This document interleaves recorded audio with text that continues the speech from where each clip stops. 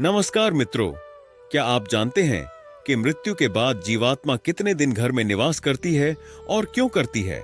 इन सभी प्रश्नों के उत्तर हम आपको इस वीडियो के माध्यम से बताने जा रहे हैं।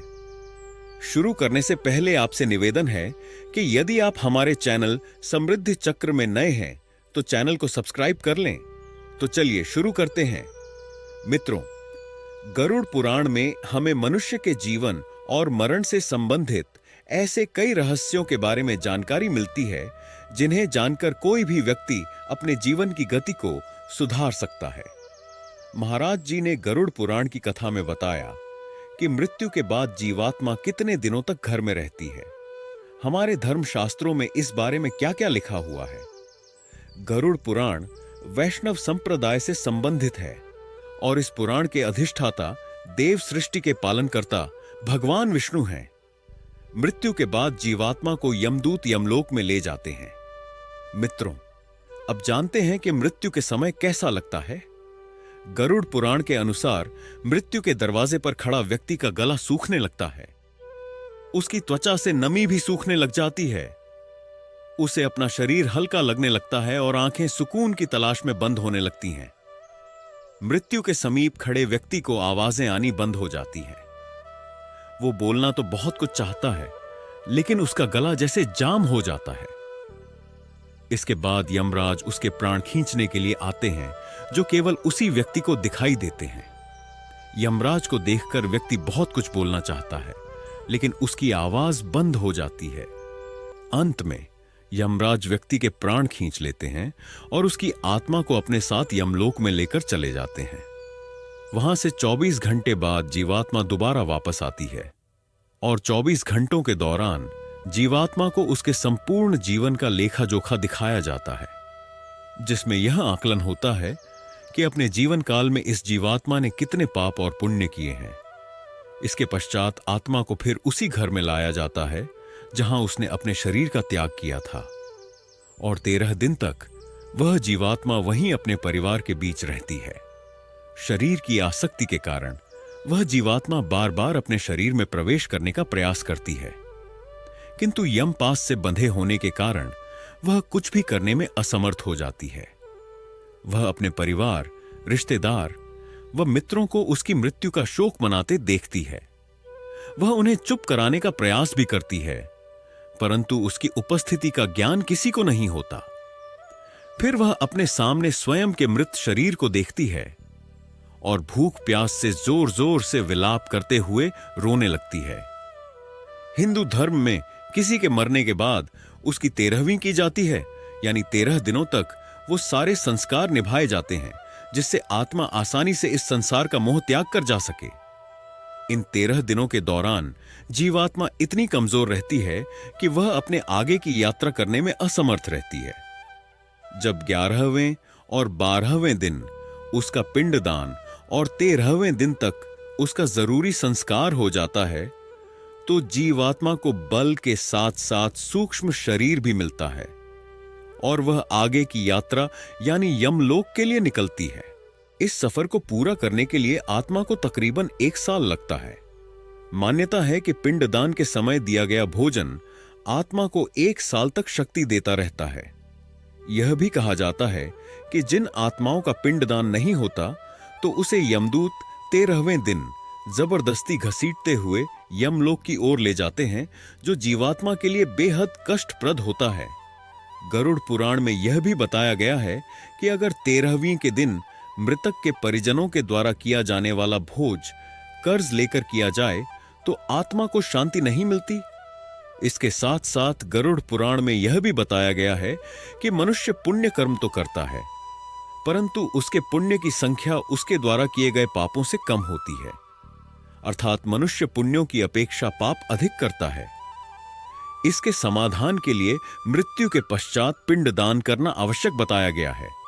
मृत्यु के पश्चात जीवात्मा के उद्धार के लिए पुत्रगण 10 दिनों तक पिंडदान करते हैं। यदि मृतक का पिंडदान नहीं किया जाए तो उसकी आत्मा अनंत काल तक भटकती रहती है और हजारों वर्षों तक पीड़ा कष्ट भोगने के बाद ही अगला जन्म प्राप्त करती है। मित्रों, वीडियो अगर पसंद आ रही है तो तो कमेंट बॉक्स में जय श्री कृष्ण जरूर लिखें। मित्रों, प्रतिदिन दिए जाने वाले पिंड के 4 भाग होते हैं। उनमें से 2 भागों से मृतक का सूक्ष्म शरीर निर्मित होता है। तीसरा भाग यमदूत ग्रहण करते हैं और चौथा भाग मृतक को भोजन के रूप में प्राप्त होता है।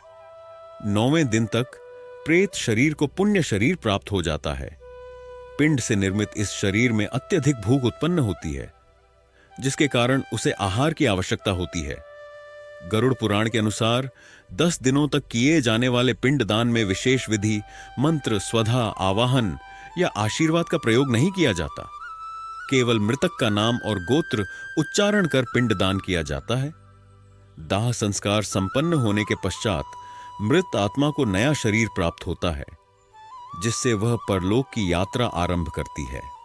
जब मृतक व्यक्ति को सूक्ष्म शरीर मिल जाता है तो वो यमराज के साथ वायु मार्ग से नहीं, बल्कि यमलोक जाने के लिए पैदल ही यात्रा करता है।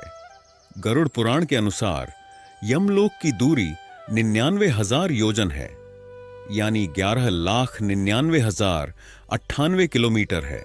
इतनी लंबी यात्रा करना आसान नहीं होता, बल्कि यमलोक पहुंचने के ये रास्ते कई खतरों से होकर गुजरते हैं। अगर व्यक्ति ने अपने जीवन में कई तरह के गलत कर्म किए हैं तो फिर उसके लिए ये रास्ते और भी कठिन हो जाते हैं। मृत व्यक्ति के जल जाने के पश्चात पिंडदान के माध्यम से उसे 1 हाथ लंबा शरीर प्राप्त होता है, जिससे वह यमलोक के मार्ग में अपने शुभ अशुभ कर्मों का भोग करता है। प्रत्येक दिन के पिंडदान से उसके शरीर का एक एक अंग विकसित होता है। पहले दिन के पिंडदान से मूर्धा यानी मस्तक बनता है। दूसरे दिन के पिंडदान से ग्रीवा यानी गला और दोनों स्कंध यानी कंधे विकसित होते हैं। तीसरे दिन हृदय, चौथे दिन पीठ और 5वें दिन नाभि का निर्माण होता है। 6ठे दिन कटी प्रदेश यानी कमर, 7वें दिन जंघा और 8वें दिन घुटने उत्पन्न होते हैं। 9वें दिन तालू और पैर तथा 10वें दिन स्नायु की उत्पत्ति होती है। जब जीवात्मा पूर्ण शरीर प्राप्त कर लेता है तो वह भूख से पीड़ित होकर घर के द्वार पर रहता है। 10वें दिन का पिंडदान विशेष रूप से महत्वपूर्ण होता है, क्योंकि इस दिन मृतक को उसका प्रिय भोजन अर्पित किया जाना चाहिए। यदि प्रिय भोज्य पदार्थ के अतिरिक्त कुछ और दिया जाता है तो उसकी भूख शांत नहीं होती। 11वें और 12वें दिन वह प्रेत शरीर में भोजन ग्रहण करता है। इन दिनों में मृतक के लिए जो कुछ भी अर्पित किया जाता है, जैसे दीप, अन्न, जल, वस्त्र आदि, उसे प्रेत शब्द से संबोधित करना चाहिए, क्योंकि यह उसे आनंद प्रदान करता है। 13वें दिन लगभग 10 बजे वह प्रेत शरीर धारण कर भूख प्यास से व्याकुल रहता है। इसके पश्चात यमदूत उसे वहां से ले जाते हैं और उसकी यमलोक की यात्रा प्रारंभ होती है। मनुष्य अपने कर्मों के अनुसार आगे के मार्ग को प्राप्त करता है। जब सूक्ष्म शरीर धारण करके मृतक व्यक्ति की आत्मा यमलोक में पहुंचती है तो उसे यमलोक के 16 नगरों से होकर गुजरना पड़ता है। इन 16 नगरों में किसी व्यक्ति को उसके कर्मों के अनुसार ही फल भोगना पड़ता है। अगर किसी व्यक्ति ने जीवन में दूसरों का बुरा करके कामयाबी हासिल की हो तो उसे इसी के अनुसार सजा दी जाती है। इसका अर्थ यह है कि किसी व्यक्ति को कर्म के अनुसार ही इन नगरों में सजा दी जाती है। जो व्यक्ति जितना पापी होगा उसका अंतिम मार्ग उतना ही कठिन होता है, और वह जितना पुण्यकारी, निष्कपटी और भगवत प्रेमी होगा उसकी स्वर्ग की यात्रा उतनी ही सरल व सुखदायक होगी। इसलिए हमें यह ध्यान रखना चाहिए कि कर्मों का फल जीते जी ही नहीं, अपितु मृत्यु के पश्चात भी भोगना होगा। गरुड़ पुराण का यह भाग हम यहीं पर समाप्त करते हैं। हमारा उद्देश्य केवल आपके ज्ञान में वृद्धि करना व धर्म के प्रति आपकी जिज्ञासा को बढ़ाना है। अगर हमसे कोई त्रुटि रह गई हो तो हमें क्षमा करें।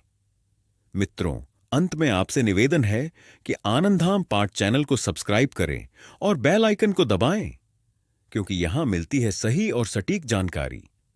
धन्यवाद।